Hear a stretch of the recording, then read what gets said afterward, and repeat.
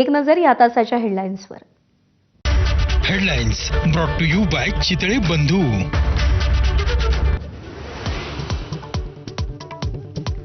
बारामतीतील अजित पवारांच्या विमान अपघाताचा आणखी एक धक्कादायक व्हिडिओ समोर. अपघातानंतर विमानात स्फोट झाल्याचं कॅमेऱ्यात कैद. टिपू सुलतान वादावरून पुण्यात भाजप विरुद्ध काँग्रेस कार्यकर्ते आमने सामने. काही कार्यकर्त्यांकडून दगडफेक, महिला पोलीस कर्मचारी आणि काही कार्यकर्ते जखमी. बुलढाण्याच्या जळगाव जामोदमध्ये महापुरुषाच्या पुतळ्याची विटंबना. आरोपी पोलिसांच्या ताब्यात. नागरिकांचा विटंबनेनंतर संताप. अलिबागमध्ये दीक्षा शाह यांच्यासाठी जमिनीची दलाली कोण करतंय? नाव न घेता संजय राऊतांचा पुन्हा राहुल नार्वेकरांवर निशाणा.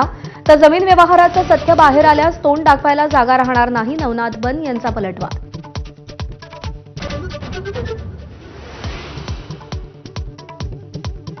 धाराशिवमध्ये अध्यक्षपदासाठी 2.5 वर्षांचा फॉर्म्युला. शिवसेनेकडून भाजपला प्रस्ताव. उपाध्यक्षपदही आलटून पालटून देण्याची मागणी. पालकमंत्री प्रताप सरनाईकांची माझाला माहिती.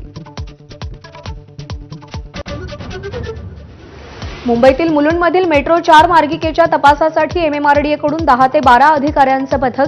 नियमांचं उल्लंघन करून काम सुरू असेल तर तातडीनं थांबवणार. लवकरच कामाचा अहवाल वरिष्ठांना देणार.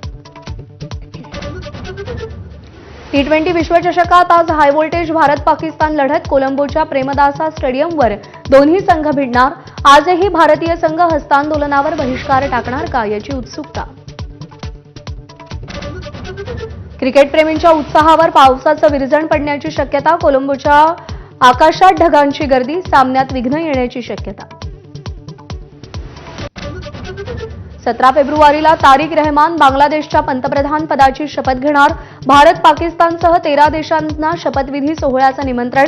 पंतप्रधान मोदी उपस्थित राहण्याची शक्यता कमी.